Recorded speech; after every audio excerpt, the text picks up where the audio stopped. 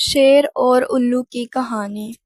ایک گھنے جنگل میں ایک طاقتور شیر رہتا تھا۔ تمام جانور اس سے بہت ڈرتے تھے۔ ایک رات ایک الو اس جنگل میں آیا۔ شیر نے اسے دیکھا اور ہنستے ہوئے کہا، تم تو صرف اندھیرے میں دکھائی دیتے ہو، دن کے وقت کیا کرتے ہو؟ الو نے پرسکون لہجے میں جواب دیا، میں رات کا نگہبان ہوں، اندھیرا میرے لیے روشنی ہے، میں دیکھتا ہوں، سوچتا ہوں اور سمجھتا ہوں۔ شیر نے اس بات پر مذاق اڑایا۔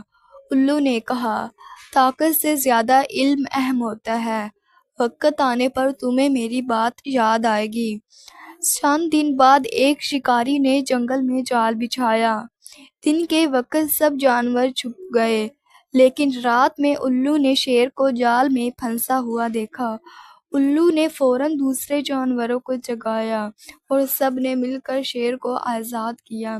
شیر شرمندہ ہوا اور بولا، اب مجھے سمجھ آ گیا ہے کہ صرف طاقت کافی نہیں بلکہ عقل بھی ضروری ہے۔